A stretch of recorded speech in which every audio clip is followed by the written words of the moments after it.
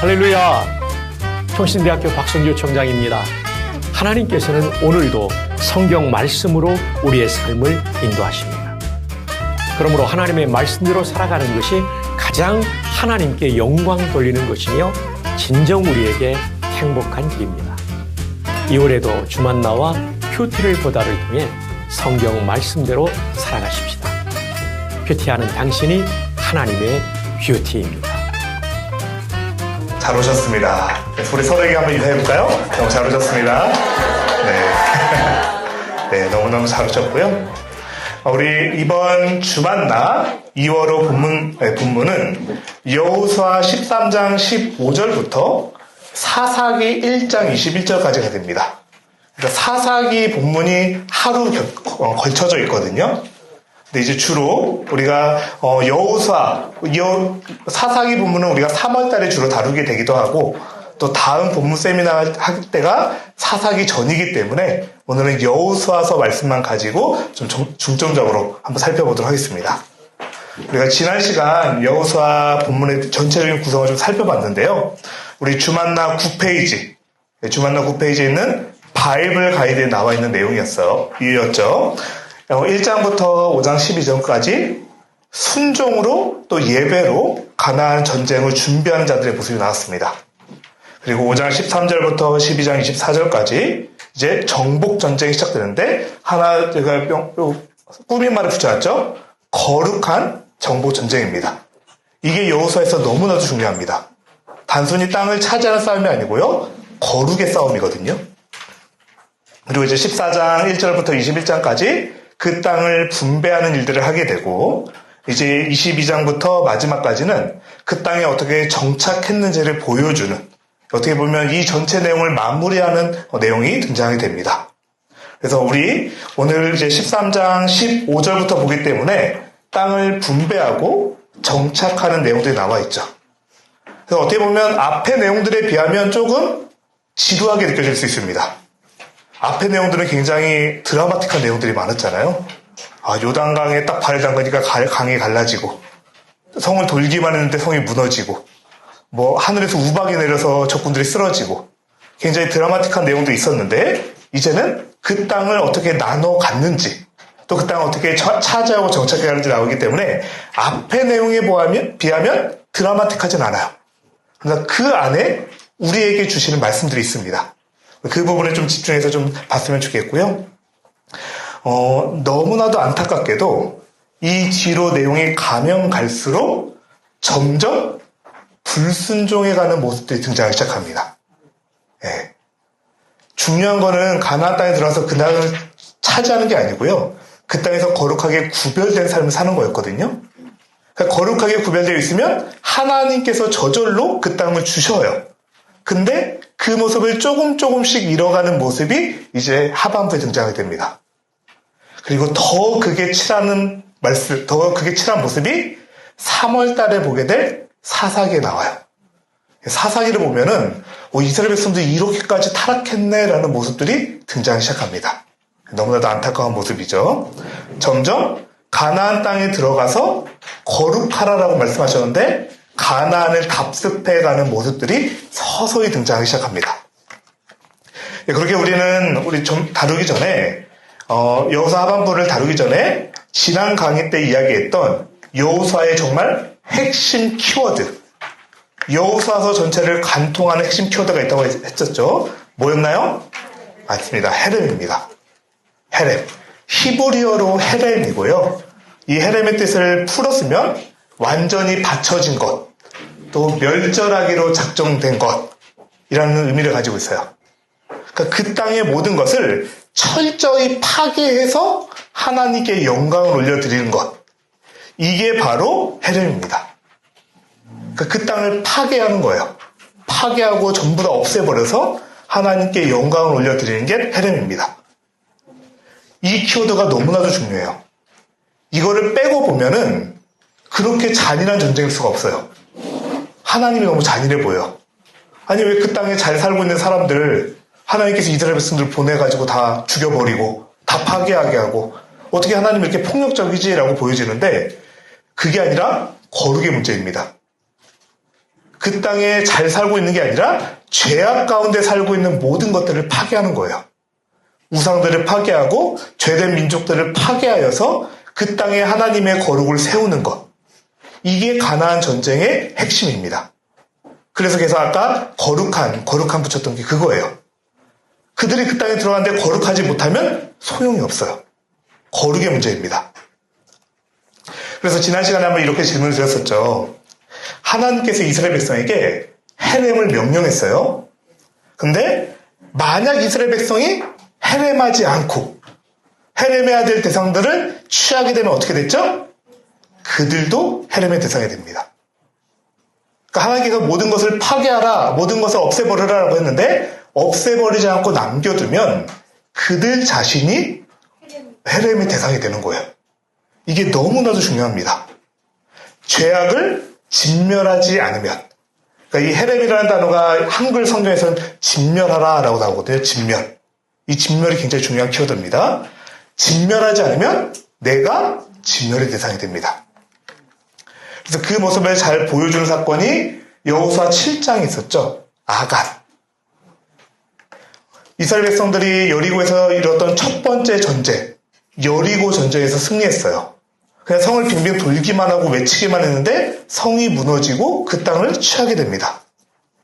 그러니까 너무나도 쉽게 취했으니까 옆에 있는 아이성, 상대적으로 작아 보였고 상대적으로 쉬워 보였던 성에 바로 싸움을 걸었는데 패배하게 되죠.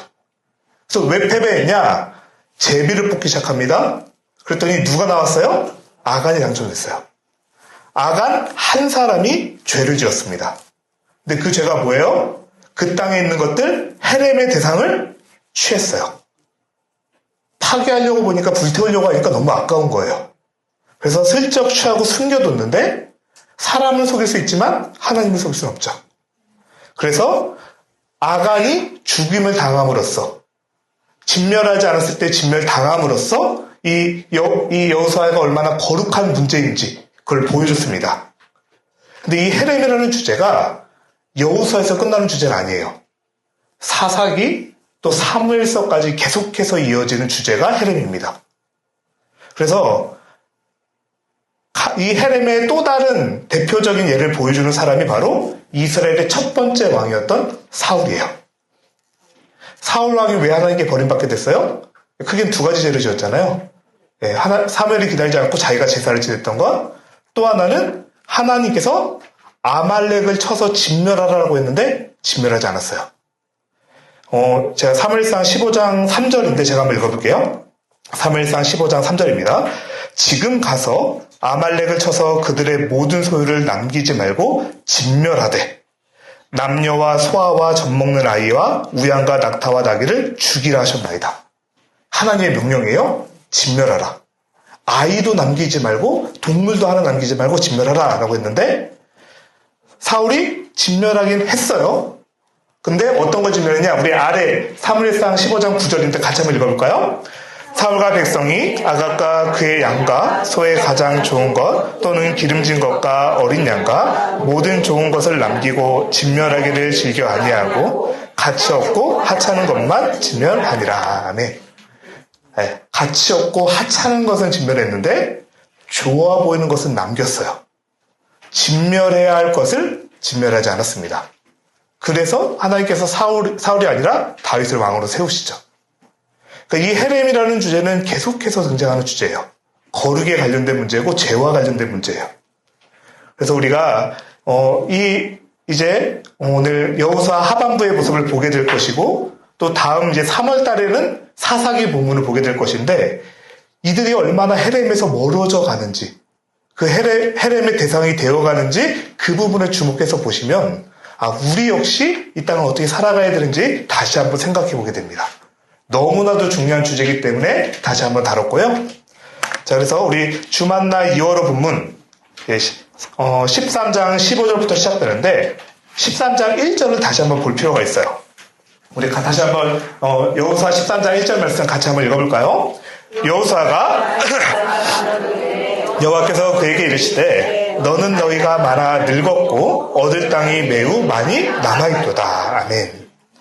분명 앞서 하나님께서 땅을 다 점령했다라고 말씀하셨는데 갑자기 또 얻을 땅이 많대요.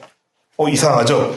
하나님이 이미 점령했다고 하셨는데 왜 갑자기 또 땅이 많다고 남아있지? 잘못 말씀하신 거 아닌가? 라고 생각할 수 있는데 이것은 신학적 관점에서 봤을 때 온 땅을 점령했다라는 것은 이미 그 땅을 주셨다라는 거예요. 이미 승리했어요. 이미 그 땅을 주셨어요. 그러나 아직 차지하지 못했어요. 이미 하나님은 주셨지만 아직 전투가 남아있습니다. 그 땅을 차지하기 위한 싸움이 남아있는 것이죠. 근데 이건 우리 역시 마찬가지예요. 예수님이 2000년 전에 이 땅에 오심으로써 이미 하나님 나라가 임했죠. 그러나 아직 완성되진 않았어요. 그래서 우리는 이미와 아직 사이에 있습니다. 이미 임한 하나님 나라를 누리며 아직 완성된 하나님 나라, 아직 완성되지 않은 그 하나님 나라를 향해 나아가면서 거룩한 영적 전쟁을 치르며 매일매일 살아가고 있잖아요. 이스라엘 백성도 마찬가지예요. 하나님은 이미 주셨어요. 그러나 아직 차지해야 할 땅이 남아있는 겁니다. 그러면서 이스라엘 백성에게 남은 건 뭐예요? 하나님 말씀에 순종하며 거룩을 지키며 그 땅을 차지하는 것입니다. 그 순종이 필요한 것이죠. 오늘 본문 세미나 오신 분들, 또 2월에 이제 큐티 본문을 우리가 준비하면서 지금 이 자리에 있는 거잖아요. 하나님은 말씀을 우리에게 이미 주셨어요. 근데 그 말씀에 순종하면서 그 말씀대로 거룩을 지켜내며 나갈 때에 그 땅들을 차지하게 된다는 겁니다. 그러면서 이미와 아직, 이미 주셨지만, 이미 정복했지만 아직 남은 땅을 차지해가는 과정이 오늘 우리가 하반부에서 보게 될 내용들입니다. 그러면서 가나안 전쟁은 이미 승리했지만 아직 정복해야 할 땅이 많다. 그래서 이 13장에서는 요단 동편 지파의 기업들을 소개합니다. 요단 동쪽. 그러니까 우리가 요단강을 건너 서쪽으로 넘어와서 가나안 땅에 들어왔잖아요. 근데 요단 동편에 그 땅을 먼저 받았던 지파들이 있었죠. 어디예요? 루벤, 갓, 므낫세, 반지파. 그렇죠? 2.5입니다. 루벤, 갓, 므낫세, 반지파. 그러니까 므낫세 지파의 절반은 동편에 남은 거죠. 그래서 이 땅에 대해서 소개를 하는데 좀 특별한 호칭이 나와요. 특별한 명칭이 나오는데 지금 요단 동편은 가나안 땅에 들어온 후에 받은 땅이에요? 들어오기 전에 받은 땅이에요? 전에 받았죠. 그러니까 이미 가나안 땅에 아직 들어가지 않았는데 이 요단 동편의 땅을 보면서 너무 이 땅이 좋습니다. 우리한테 주세요라고 모세를 설득했잖아요. 그렇게 해서 차지한 땅이죠. 그래서 13장 나중에 여러분이 가셔서 묵상하시다 보면 모세가 모모에게 주었으니 라는 표현이 등장해요. 모세가 줬다라고 이야기를 해요. 근데 우리가 요단강을 건너서 가나안 땅에 들어왔을 때 그 가나안 땅들은 어떻게 분배받았어요? 제비를 뽑았죠. 제비를 뽑는다라는 것은 하나님께 맡겨드린다는 의미고 하나님이 주셨다는 의미거든요. 근데 요단 동편의 땅들은 모세가 준 땅이에요. 그러니까 이게 다릅니다. 미묘한 차이를 보이고 있어요. 그런데 요단 동편의 땅은 사실 되게 좋은 땅이에요. 목축을 하기에 너무나도 좋은 땅이었어요. 그리고 인구수가 많고 가축이 많았던 지파들한테는 너무나도 탐이 나는 땅이었거든요. 눈에 보기 좋은 땅, 먹음직스럽고 보암직하고 너무나도 좋은 땅. 그 땅을 이 루벤, 갓, 므낫세 반지파가 모세를 통해 얻게 됐죠. 굉장히 좋은 선택 같았는데 시기가 지나면 아니었어요. 이 땅은 계속해서 이방인들의 침입을 받게 됩니다. 모압, 암몬, 또 아말렉 등 계속해서 침입을 받게 되고 아수르가 침공했을 때 가장 먼저 끌려갔던 지역들이죠. 그러니까 하나님이 주시기로 한 땅이 아니라 요단 동편에 머물렀던 자들, 모세를 통해서 그 땅을 받아냈던 자들은 너무 그 땅이 좋아 보였지만 마침내는 큰 위기를 경험하게 됩니다. 그것이 이 안에서도 약간 미묘한 뉘앙스가 보여요. 모세가 주었으니. 그런 요단 동편과 서쪽의 차이가 있고요. 그리고 레위 지파가 받는 기업에 대해서 소개를 하는데 레위 지파는 땅을 받았어요? 못 받았어요? 못 받았죠. 레위 지파는 땅이 아니라 하나님이 너희의 기업이 되어주시겠다라고 약속을 합니다. 이 내용이 여호수아서를 계속 읽다 보면 반복해서 등장해요. 레위 지파 땅을 받지 못했다 계속 반복하는데 약 올리는 건가요? 아니죠. 예, 하나님께서 그들의 기업이 되셨다는 것을 계속해서 강조해서 보여주는 겁니다. 땅보다도 더 좋은 하나님을 가진 자들, 하나님을 기업으로 받은 자들을 이야기하는 것이고, 나중에 뒤에 가서 이 부분을 한 번 더 얘기하게 될 텐데, 결국 레위 지파는 48개의 성읍에 흩어져서 살아가게 됩니다. 그래서 하나님의 말씀을 가르치고 그들을 영적으로 훈련시키는 중요한 역할을 맡게 되는 것이죠. 그래서 이 13장을 통해서는 우리가 지금 이 요단 동편의 지파들을 보면서 우리에게 가장 좋은 게 무엇이냐? 하나님이 내게 주신 것이구나. 그렇죠? 하나님이 내게 주신 것, 나에게 가장 선한 것으로 주시는 하나님에 대해서도 좀 한번 생각해 봤으면 좋겠고요. 자, 14장은 갈렙의 이야기가 등장합니다. 갈렙은 창세기 36장 15절에 소개가 되거든요. 창세기 36장 15절. 아마 좀 메모 같은 거 남겨두시면 좋을 것 같아요. 창세기 36장 15절에 갈렙에 대해서 소개되는데, 갈렙을 그니스 사람 여분네의 아들이라고 소개해요. 성경을 보면 누구누구의 아들 하면서 이렇게 이야기를 하잖아요. 그니스 사람 여분네의 아들이라고 설명하거든요. 그래서 성경학자들은 이 그니스 사람이라는 것이 원래 에돔 사람이었을 것이다 라고 생각을 합니다. 그러니까 이스라엘 민족이 아니에요. 이방인이었어요. 그러나 하나님을 믿고 하나님의 백성이 된 사람이죠. 갈렙은 우리가 출애굽한 이스라엘 백성들이 가나안 땅을 정탐하기 위해 12명의 정탐꾼을 보냈을 때 여호수아와 함께 그 땅을 정탐하고 왔던 사람이죠. 10명은 부정적으로 평가를 했어요. 그 땅은 우리가 도저히 이길 수 없는 땅이다. 하나님은 우리를 죽이려고 그 땅으로 보내려고 한다라고 봤지만 오직 여호수아와 갈렙만은 하나님의 약속을 믿고 봤죠. 정말 하나님의 약속대로라면 저 땅을 주신다는 거 엄청난 축복인 거예요. 너무 좋은 땅이에요.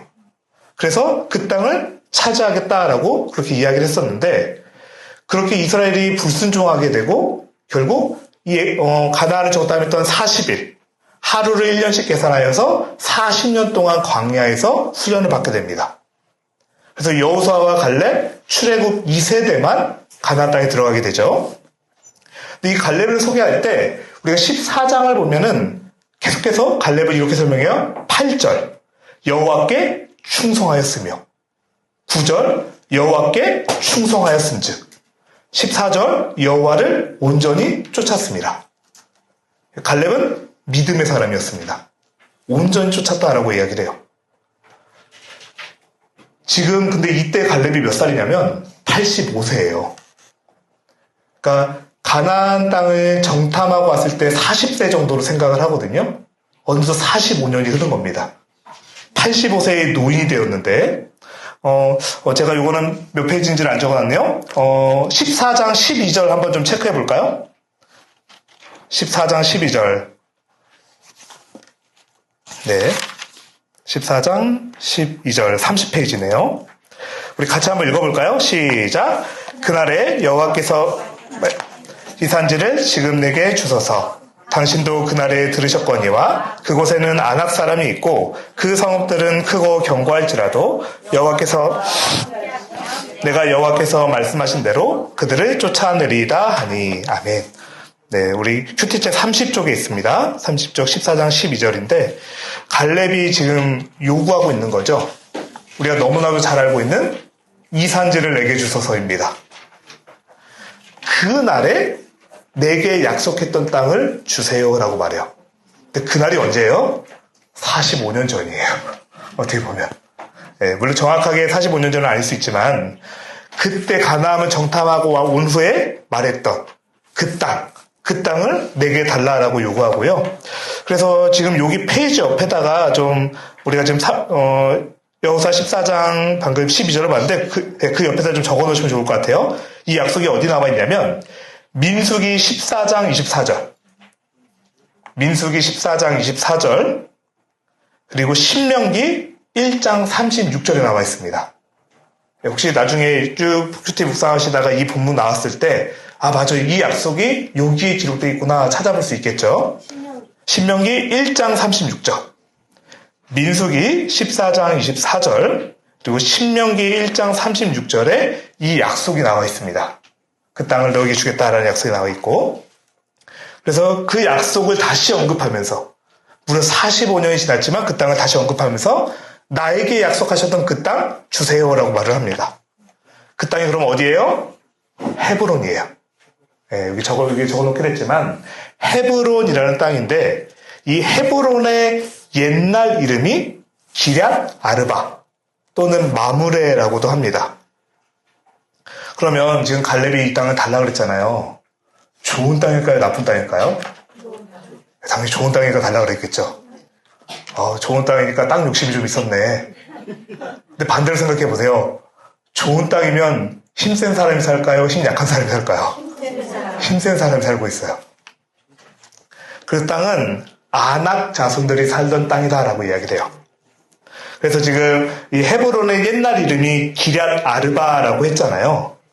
이 기럇 아르바가 아낙의 아버지, 그러니까 아낙 자손, 거인족이라고 부르는 아낙 자손, 아낙의 아버지 아르바가 세운 땅입니다. 그래서 기럇 아르바예요. 아낙의 아버지 아르바가 세운 땅, 세운 성, 그래서 기럇 아르바. 네. 그렇죠? 그 아버지 성함이 아르바였고 그 아르바가 세운 성은 그래서 기럇 아르바입니다. 네. 평안도 사투리로 하면 너 아르바의 성함이 어찌 되시노? 물어보면 우리 아버지 이름은 기럇 아르바입니다. 네. 이름이 좀 기억날까요? 네. 아르바이라고 쓰시면 안 돼요. 네. 기럇 아르바. 네. 아낙의 아버지 아르바가 차지했던 땅이 이 기럇 아르바예요. 그러니까 이스라엘 백성들이 가나안 땅을 정탐했을 때 그 땅엔 거인족이 삽니다 라면서 그래서 차지할 수 없다고 그랬잖아요. 그 거인족이 살던 아낙 자손들이 살던 땅 기럇 아르바, 이 땅을 갈렙이 달라고 하고 그 땅의 이름이 헤브론이 됩니다. 네, 이 정도를 알고 가시면 좋을 것 같고요.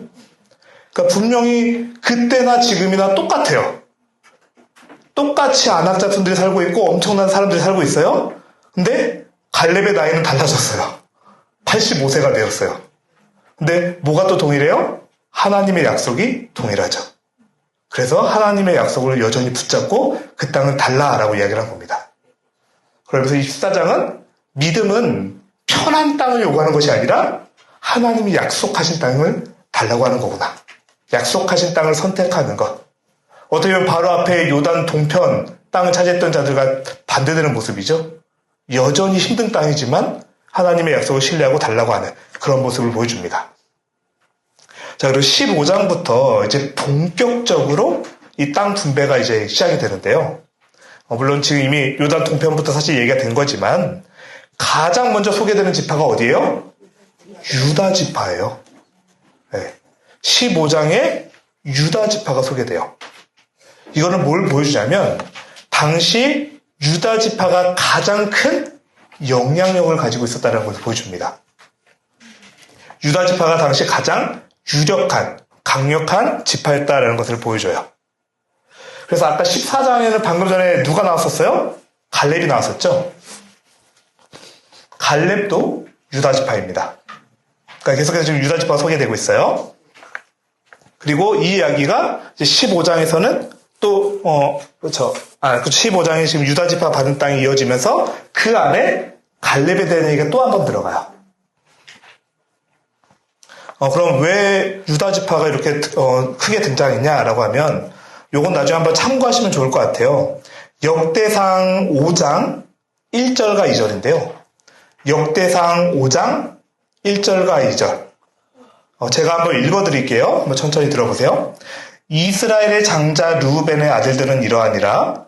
르우벤은 장자라도 그의 아버지의 침상을 더럽혔으므로 장자의 명분이 이스라엘의 아들 요셉의 자손에게로 돌아가서 족보의 장자의 명분대로 기록되지 못하였느니라. 다시 정리하면 원래는 르우벤이 장자잖아요. 근데 르우벤은 아버지의 침상을 더럽혔죠. 그래서 그 장자의 명분이 누구에게 갔대요? 요셉의 자손에게 갔대요. 그리고 역대상 5장 2절은 이렇게 말하거든요.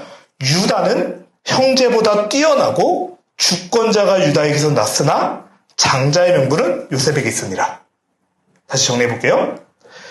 지금 장자의 명분은 누가 가지고 있어요? 요셉. 요셉 지파가 장자의 명분을 가지고 있어요. 근데 유다가 더 뛰어나고 주권자가 유다에게 있다라고 이야기를 해요. 그러니까 실제적으로 장자의 명분은 요셉에게 있긴 하지만 정말 어떤 보면 영적으로 그리고 강력한 지파는 유다 지파였다라는 이야기예요. 그래서 유다 지파가 먼저 소개되고 있고요. 근데 아까 장자의 명분 빼앗겼다는 것도 되게 재밌는 게 장자의 명분 그 특권이 뭐냐면 다른 형제들보다 몇 배를 받아요? 2배를 받게 되죠. 근데 요셉 지파는 2개의 지파로 나눠지게 됩니다. 요셉이 아들 2명 있었는데 둘 다 12지파 안에 들어가게 되죠. 므낫세, 에브라임. 정말 2배가 돼요. 네, 정말 장자의 명분처럼 요셉 지파만이 2개의 지파가 이스라엘 지파 안에 들어가게 됩니다. 자, 여기 한번 설명하는데 요거 한번 기억해 주세요. 방금 요셉 지파 둘이 있다고 그랬죠? 첫째가 누구예요? 므낫세. 둘째가 에브라임. 요거 좀 기억하셨으면 좋겠어요. 왜 기억하냐면 다음 장에 설명해 드릴게요. 자, 어쨌든 실제 지금 이스라엘의 주권자는 유다 지파가 됐어요. 그래서 유다 지파가 가장 먼저 소개가 돼요. 그리고 유다 지파인 갈렙이 헤브론과 네겝을 차지하는 이야기가 중간에 들어가 있습니다. 그리고 그 과정에서 이 땅을 차지하기 위해서 온니엘, 자신의 조카인 온니엘에게 도움을 받게 되죠. 이 온니엘이 나중에 누가 돼요? 이스라엘의 첫 번째 사사가 돼요. 그래서 우리가 사사기에 볼 때 이 온니엘이라는 이름이 또다시 등장이 됩니다. 근데 여기서 한 가지 강조되는 게 그의 딸, 갈렙의 딸 악사 이야기가 나오거든요. 악사가 내게 복을 주소서라면서 그 갈렙에게 이야기를 합니다. 그러니까 이거는 결혼 지참금을 달라는 거예요. 내가 이제 당신이 온니엘을 통해서 땅을 정복했고 나를 아내를 주기로 약속했기 때문에 내가 결혼하니까 결혼 지참금을 주세요 라고 하면서 네겝 땅으로 가게 되거든요. 차지하게 된 그 땅. 네겝 땅을 차지하고 네겝 땅에 가면서 나에게 나에게 복을 주세요 라고 요청을 해요. 그래서 갈렙이 윗셈과 아랫셈을 주었다라고 이야기를 합니다. 그러니까 네겝 땅은 그렇게 물이 풍부한 곳이 아니었거든요. 그래서 달라라고 요구했고 주는 모습이 담겨 있는데 이 이야기를 보면 갈렙의 모습하고 똑같아요. 이 산지를 내게 주소서. 그의 딸 악사는 내게 복을 주소서. 그리고 받아냅니다. 그리고 하나님이 약속하신 땅으로 가면서 그 약속을 하고, 그 요구를 하고 받아내는 것이죠. 하나님이 주신 기업에서 복을 받고 살아가는 모습. 그 은혜를 적극적으로 구하는 모습을 보여줍니다. 근데 여기서 15장인 것처럼 너무나도 아름답겠죠. 근데 이어지는 내용을 보면 20절부터 무려 63절까지 유다 지파의 이야기로 돌아오는데 그 땅을 완전히 차지하지 못해요. 그러니까 이방 민족들을 남겨둡니다. 우리 이어로 39쪽. 우리 이어로 39쪽에 15장 63절. 39쪽에 15장 63절 한번 좀 체크해 놓으시고요. 네, 15장 63절. 같이 한번 읽어볼까요? 예루살렘 주민 여부스 족속을 유다 자손이 쫓아내지 못하였으므로 여부스 족속이 오늘까지 유다 자손과 함께 예루살렘에 거주하니라. 아멘. 유다 자손이 쫓아내지 못하고 여부스 족속과 함께 살게 됩니다. 근데 이게 왜 문제가 될까요? 아까 우리 여호수아의 핵심 주제 헤렘. 하나님께서 철저하게 진멸하라고 했는데 남겨뒀어요. 왜? 힘이 없어서? 근데 15장의 구조를 자세히 보세요. 유다 지파, 갈렙 이야기, 유다 지파로 이어져요. 저희 담임 목사님이 설교하시다가 샌드위치에서 가장 중요한 건 가운데 들어간 거라고 했잖아요.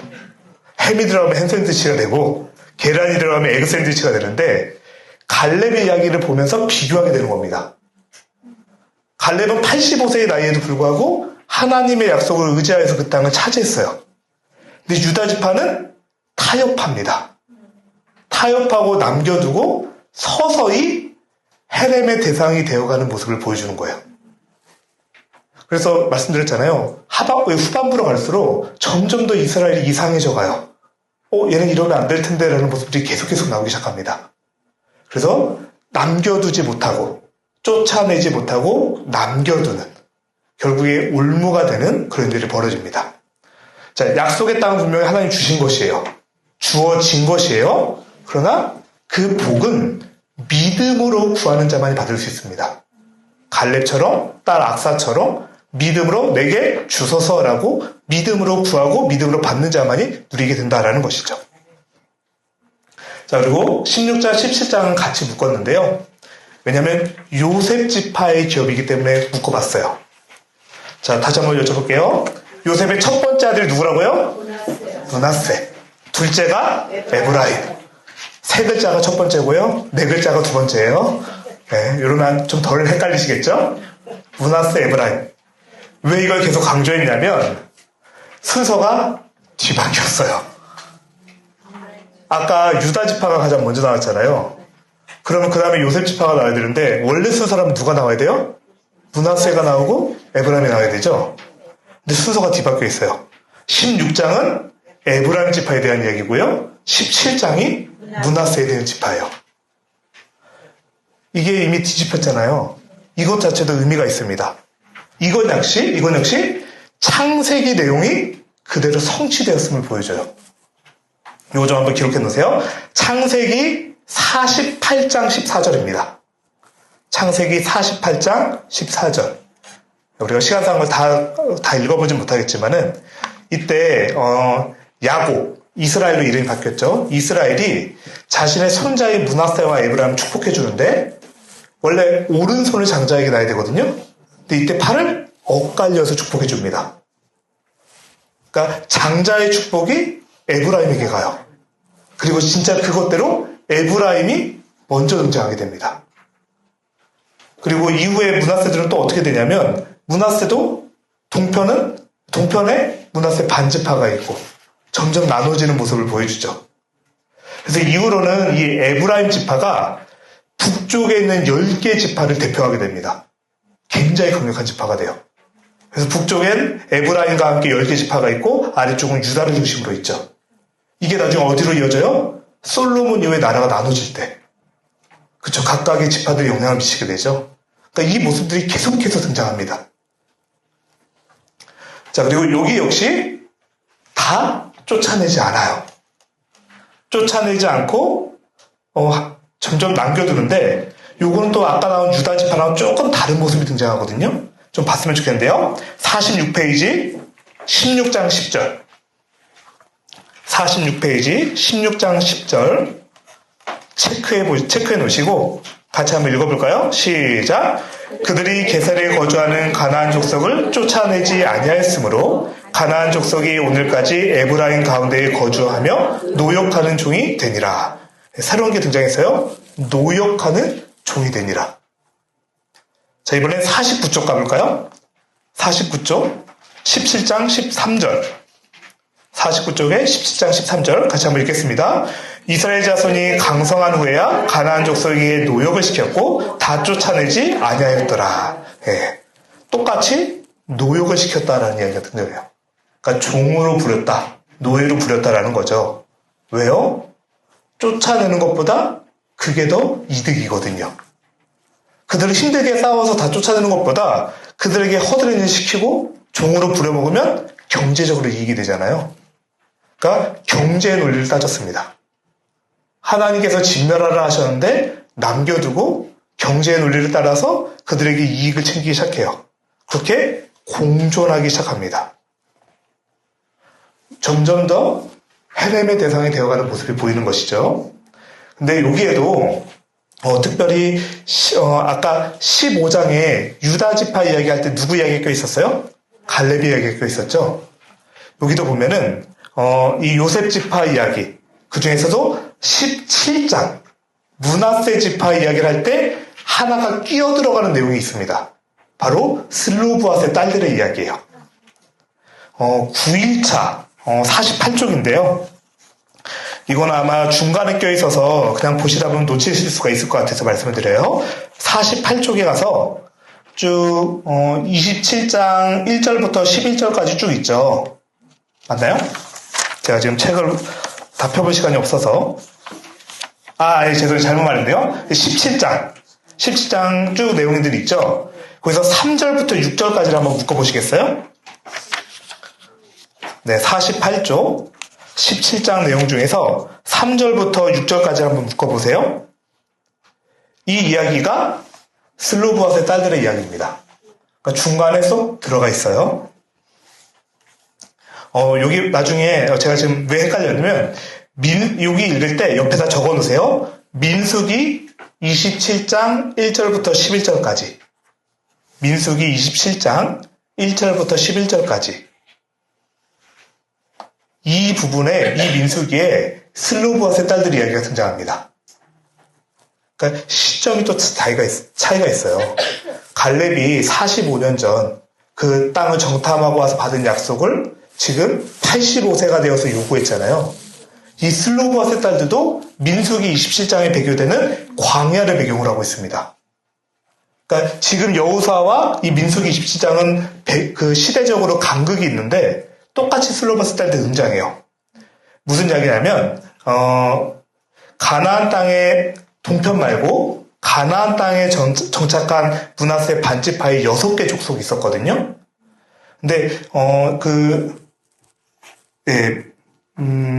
우리가 17장 내용들 쭉 보다 보면은 17장 2절에 중간 쪽은 넘어서 헤벨의 자손가라고 돼 있죠. 찾으셨나요? 헤벨의 자손 2절에 이 헤벨이 슬로브앗의 아버지예요. 그러니까 헤벨이 슬로브앗의 아버지인데 이 슬로브앗이 아들이 없이 딸만 있는 채로 죽었습니다. 그러면 이 당시에 유산은 누구한테 물려줘요? 아들한테 가잖아요. 그러니까 아들에게 물려줄 땅이 없어지는 거예요. 이름이 없는 거예요. 그러면 그 가문 자체가 사라질 위기에 놓인 겁니다. 그러니까 슬로브앗의 딸들은 받을 땅도 없게 되고 그 아버지의 이름도 삭제가 되는 거예요. 남지 않게 되니까. 그래서 슬로브앗의 딸들이 요구를 합니다. 우리 아버지의 기업을 나에게 달라. 어디에 있을 때? 광야에 있을 때. 한번 생각해 보세요. 이거 굉장히 말도 안 되는 이야기예요. 일단 당시 고대사에서는 아버지의 유산을 딸에게 가진 않아요. 근데 우리 아버지의 유산을 달라라고 하고 있고 지금 그 아버지의 유산은 어디냐면 가나안 땅이에요. 아직 가나안에 들어갈 시점이 아니에요.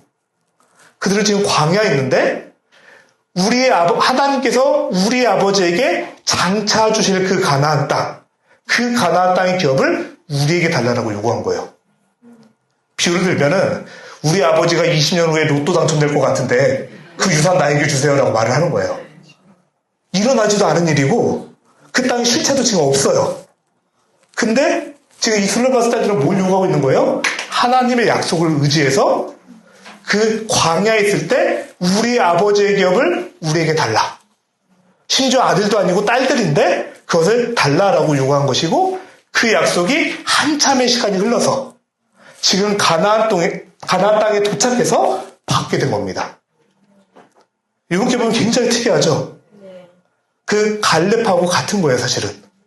갈렙도 이스라엘 그 정탐했을 때부터 그 땅을 나에게 주소서라고 약속을 받아냈고 가나안 땅에 들어서 실제로 헤브론 땅을 차지했죠.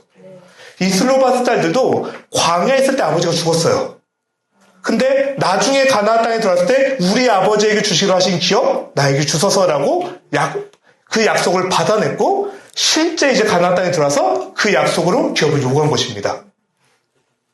이 이야기가 요셉 지파, 심지어 그 중에서도 므낫세 지파 사이에 들어가 있어요. 그러면 자 너무나도 멋진 믿음의 고백이 나왔죠. 그 다음에 어떤 모습이 나오겠어요? 그렇지 않은 모습이 나와요. 바로 요셉 지파가 불평하기 시작합니다. 우리에게 겨우 이 땅밖에 안 주냐? 우리가 사람이 얼마나 많은데 겨우 이 땅밖에 주지 않느냐면서 불평을 해요. 근데 그 땅은 어떻게 받은 땅이에요?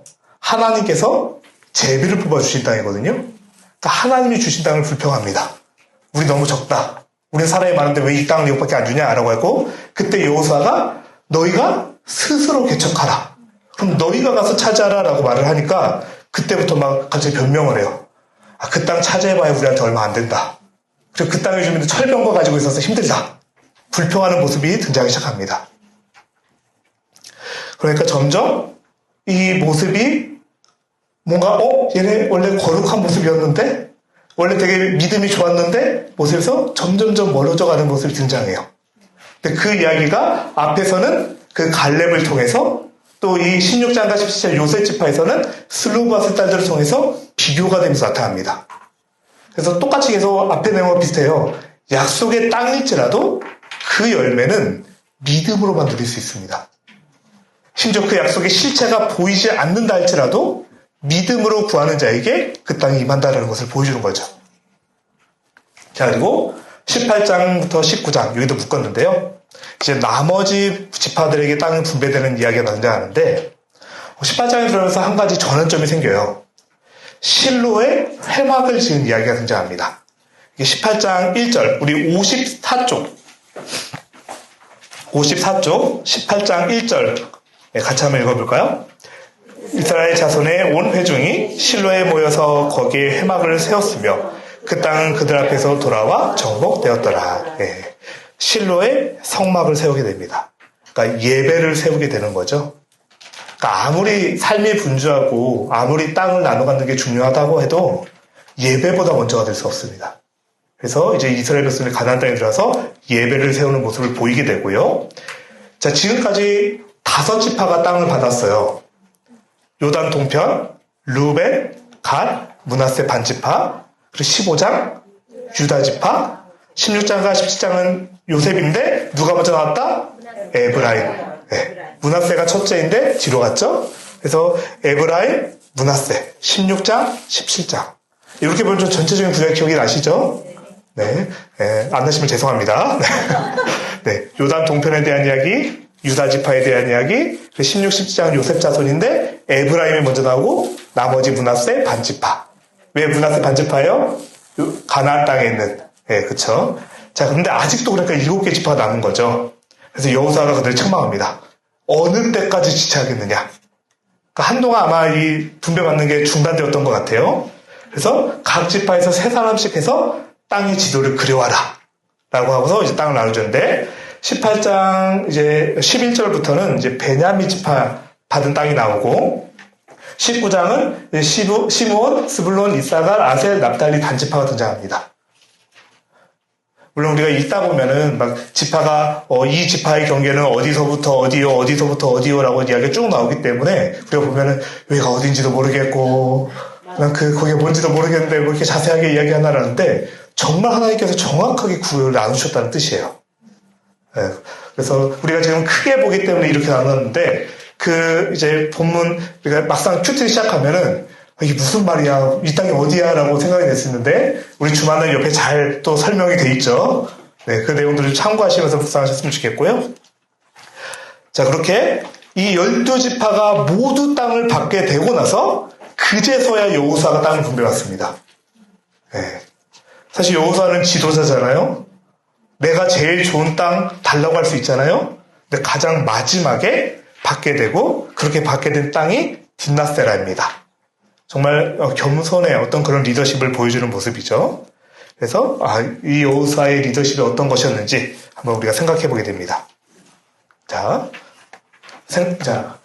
20장에는 도피성에 대한 이야기가 나오는데요. 네, 생각보다 시간이 많이 가서 제 마음이 좀 급해졌습니다. 네, 자, 이제 이스라엘의 땅 분배는 이제 거의 마무리되고 있어요. 이제 마무리되고 특별한 성읍들을 하나님이 구별해서 주십니다. 그 땅이 뭐다? 도피성이다. 자, 72쪽 20장 2절과 3절 우리 좀 같이 한번 읽어봤으면 좋겠는데요. 도피성이 어떤 성이냐? 20장 2절 3절 같이 한번 읽겠습니다. 시작. 이스라엘 자손에게 말하여 이르기를 내가 모세를 통하여 너에게 말한 도피성들을 너희를 위해 정하여 부지 중에 실수로 사람을 죽인 자를 그리로 도망하게 하라. 이는 너희를 위해 피해 보복자를 피할 곳이니라. 아멘. 그러니까 도피성은 어떤 곳이냐면 부지 중에, 그러니까 모르는 중에 고의가 아닌 실수로 사람을 죽였을 경우에 피해갈 수 있는 곳을 준 겁니다. 그러니까 옛날 영화들 보면 이런 대사 되게 많았잖아요. 아버지의 원수, 내 칼을 받아라, 이런 거 되게 많이 나왔잖아요. 요즘 그런 거 거의 안 나오죠, 대사가.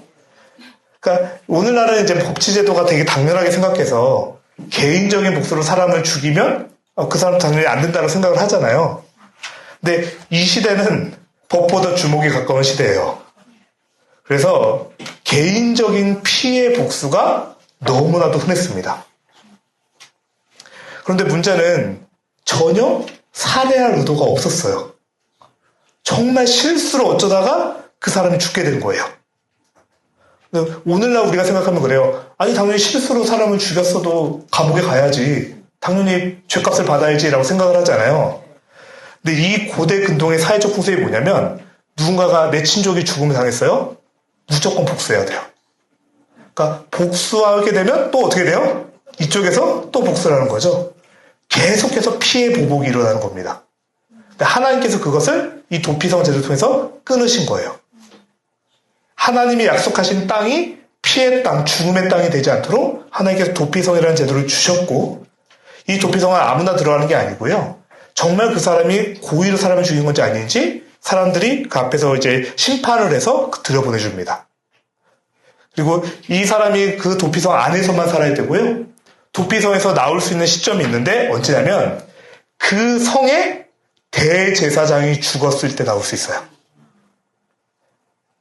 대제사장이 죽었을 때에 그 죽음을 통해 속죄되었을 때에 나올 수 있습니다.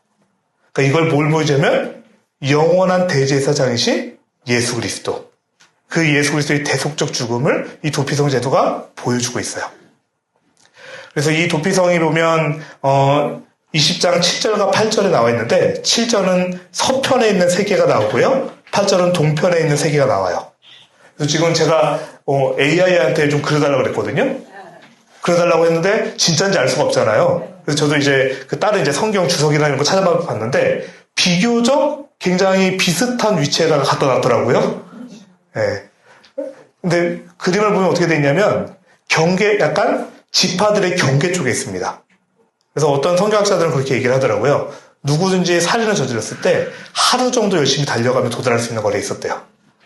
그러니까 정말 도망갈 수 있는, 도피할 수 있는 피난처 대신 피난처를 마련해 주시고 피난처 대신 하나님에 대해서 보여주고 있다라는 것이죠. 자, 그리고 그 다음에 21장 다시 레위 지파가 등장하게 되는데 레위 지파가 땅을 분배받지 못했잖아요. 그래서 근데 그들도 이제 양떼나 이런 게 있으니까 우리에게 목초지를 주세요라고 이야기를 하게 되고 각 지파들이 나누어서 주게 됩니다. 그러니까 어떻게 보면 각 지파가 레위 지파를 책임지고 끌어안는 모습을 보여주는 것이죠. 그러면서 그럼 왜 하나님이 레위인들을 대체 흩어놓으셨냐?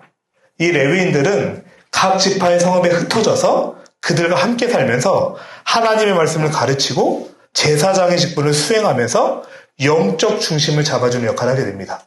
이게 레위 지파에게 요구된 것이죠. 그래서 어떻게 보면 이제 마지막으로 레위 지파에 대한 이야기도 등장하면서 땅 분배가 모두 마무리됐습니다. 그리고 굉장히 위대한 선언을 하시는데요. 우리 80쪽에 21장 45절. 네, 이 부분은 어떻게 보면 여호수아에서 너무나도 중요한 선언이기 때문에 좀 한번 밑줄을 그어 놓으시고 같이 한번 좀 읽어볼게요. 21장 45절입니다. 여호와께서 이스라엘 족속에게 말씀하신 선한 말씀이 하나도 남음이 없이 다 응하였더라. 아멘. 하나도 남음이 없이 다 응하였다. 하나님이 아브라함을 부르시고 아브라함에게 주셨던 그 약속, 그 수백 년 전의 약속이 하나도 남김없이 실현되었다. 그렇게 선언하면서 여호수아가 마치게 됩니다. 물론 뒤에 내용이 있지만 이 땅 분배가 맞춰지면서 정착하게 되는 그런 모습들을 보여주는 것이죠. 자, 그리고 이제 22장에서 약간 또 다른 이야기가 등장하는데요. 자, 전쟁이 다 끝났어요. 그러면 요단 동편에 살고 있던 지파들이 이제 전쟁이 끝났으니까 자기 집으로 돌아가야 되잖아요. 근데 이들이 돌아가다가 자, 그래서 다시 한번 요단 동편의 지파의 이름은 뭐뭐다? 루벤, 갓, 므낫세, 반지파. 예. 근데 돌아가다 한 가지 특별한 행동을 해요. 88쪽 22장 10절. 88쪽에 22장 10절. 자, 같이 한번 읽어보겠습니다. 르우벤 자손과 므낫세 반지파가 아직 못 찾으셨나요? 네, 맞죠? 88쪽 22장 10절. 같이 한번 읽겠습니다. 시작. 르우벤 자손과 므낫세 반지파가 가나안 땅 요단 언덕가에 이르자 거기서 요단가에 제단을 쌓았는데 보기에 큰 제단이었더라. 아멘. 그들이 요단가에다가 돌아가면서 제단을 하나 썼습니다. 굉장히 큰 제단이었다라고 이야기를 해요. 그래서 요단 이제 서편 가나안 땅에 있는 사람들이 이 제단이 보일 정도로 굉장히 크게 지었다라는 거예요. 그런데 문제가 될 수 있어요. 이 내용에 대해서 모르는 사람들은 뭐야 우상의 제단을 쌓았어? 라고 볼 수가 있고, 둘째로는 아까 우리가 그들이 성소를 어디에 지었어요? 실로에 지었잖아요. 실로에 하나님의 성소가 있어요. 하나님의 언약궤가 있는 성소가 있는데 또 다른 성소를 쌓은 거예요. 그러니까 중앙 체제가 무너지는 겁니다. 단일 성소. 한 하나님께 한 곳에서 예배드리는 그 체계가 무너지는 거예요. 그래서 이제 이 요단 동편 지파들을 죽이기 위해서 이 가나안 땅에 있는 지파들이 연합하여서 나아가기 시작합니다. 왜냐하면 그들은 이미 경험했잖아요. 아간 한 사람의 죄 때문에 전쟁에서 패배를 했어요. 근데 요단 동편에 있는 지파들이 단체로 다른 제단을 쌓았다? 우상의 제단을 쌓았다? 심각한 문제였던 거예요. 그래서 배교하고 떠난 줄 알고 갔더니 오해가 풀리죠. 그 오해가 뭐였냐? 왜 이들이 세웠냐? 92페이지, 92쪽, 22장 24절입니다. 92쪽에 22장 24절. 같이 한번 읽어볼까요? 시작. 우리가 목적이 있어서 주의하고 이같이 하였노라. 곧 생각하기를 후일에 너희의 자손이 우리 자손에게 말하여 이르기를 너희가 이스라엘 하나님 여호와와 무슨 상관이 있느냐. 그러니까 요단 동쪽에 있잖아요. 그러니까 그 자녀들이 나중에 시간이 지나면 물어본 거예요. 아버지 왜 우리는 이 땅에 있어요? 하나님이 약속하신 땅은 가나안 땅인데 왜 우리는 요단 동편에 살아요? 물어봤을 때에 이것을 보여주면서 아니다, 우리도 하나님의 약속된 백성이다라는 것을 보여주기 위해 싸웠다라는 것을 알려줘요. 그러면서 이 오해가 풀리면서 자칫 내전으로 번질 수 있었던 굉장히 큰 위기가 맞춰지게 됩니다. 그러니까 거룩한 공동체를 유지하기 위해서는 같은 신앙을 가지고 있어야 된다는 것을 보여주죠. 우리가 가정에서도 정말 종교가 다르고 정말 함께 하나님에 대한 소통이 안 될 때에 그 영적인 어려움을 경험하게 되잖아요. 마찬가지로 같은 신앙에 가는 것이 얼마나 중요한지 한번 생각해 보게 되고요. 그리고 이제 마지막으로 23장과 24절은 여호수아의 고별 설교로 마치게 됩니다. 이제 여호수아가 나이가 많아졌고요. 이제 죽음을 앞둔 상황에서 이제 마지막으로 세겜 땅에서 다시 한번 얘기를 하는 것이죠. 어떻게 보면 언약을 갱신하는 장면입니다. 그래서 23장은 지도자들을 향해서 권면하고 있고요. 24장은 온 백성 앞에서 언약을 갱신하는 모습이 담겨 있습니다. 그러니까 어찌 보면 여호수아 전체의 결론인 동시에 아브라함부터 주셨던 그 약속에 대한 마지막 이야기죠. 그러면서 우리 여기 너무나도 중요한 말씀, 이 부분을 아마 외우시는 분들 많을 텐데 앞에 나와 있는 부분만 한번 같이 읽어볼게요. 시작. 만일 여호와를 섬기는 것이 너희에게 좋지 않게 보이거든 너희가 섬길 자를 오늘 택하라. 오직 나와 내 집은 여호와를 섬기겠노라. 네, 너무 멋진 말이죠. 근데 저는 학생 때 이걸 보면서 그 생각이 들었었거든요. 옛날 개그 프로그램 보면 그 부장님이 회사 직원들 데려가서 먹고 싶은 거 다 시켜. 나는 짜장면 마실 것처럼 마음대로 택하래요. 근데 나는 여호와를 섬기겠대요. 그래서 뭐지? 라고 생각을 했었는데 왜냐? 그게 가장 좋은 것이기 때문입니다. 부장님이 짜장면 시키는 것은 짜기 때문이지만 여호수아가 여호와를 섬기겠노라고 말하는 것은 그것이 가장 정답이기 때문이죠. 네. 그래서 오직 여호와만이 우리의 정답이십니다. 그리고 가나안 땅에 정착하는 것보다 어려운 것은 그 신앙의 순결을 지키며 거룩한 자로 살아가는 것이죠. 이렇게 여호수아서가 마무리되고 사사기로 넘어가게 됩니다.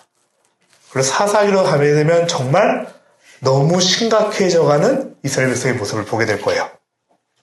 자, 그래도 우리가 이번에 이제 2월달 여호수아서 말씀을 함께 보게 될 때에 하나님이 내게 약속하신 그 지역, 내가 힘써 싸워 영적으로 거룩하게 되어 차지해야 될 땅이 무엇인지 좀 같이 고민해 보면서 이 여호수아의 모습들, 그 갈렙처럼 슬로바스 딸들처럼 그 믿음을 어떻게 붙잡고 나아가야 될지 같이 좀 고민하면서 2월 좀 나눠봤으면 좋겠고요. 우리 또 이제 2월 마지막 주 수요일에 그때 같이 뵙겠습니다. 자, 우리 한번 이렇게 인사해볼까요? 큐티합시다. 네, 큐티를 통해서 하나님의 말씀을 받을 뿐만 아니라 그 말씀에 순종함으로 승리하는 저와 여러분 되시길 축복합니다. 제가 기도하고 마칠게요. 하나님 감사합니다. 우리 또 2월 본문 세미나를 통해서 하나님이 주실 그 여호수아서 말씀을 미리 한번 살펴보았습니다. 하나님께서 정말 이 땅을 우리가 살아갈 때에 이미 주신 하나님 나라, 그 약속을 가지고 아직 완성된 하나님 나라를 바라보며 영적으로 치열하게 싸워 승리하는 우리 모두가 되게 하여 주시고, 특별히 그 말씀을 받을 때에 아멘으로 화답하여 삶으로 순종하여 하나님의 영광을, 하나님이 예비하신 그 은혜와 영광을 받아 누릴 수 있는 주님의 거룩한 여기 모인 모두 한 사람 되게 하여 주시옵소서. 그 가정을 지켜주시고 특별히 그 가정 가운데 한 신앙을 허락하셔서 함께 하나 되어 하나님의 자녀로서 살아내며 살아나가는 주님의 귀한 우리 모두가 되게 하여 주시옵소서. 각자의 자리에서 승리하게 될 줄 믿사오며 예수님의 이름으로 기도합니다. 아멘. 네, 감사합니다. 하나님께 영광의 박수 올려드리겠습니다.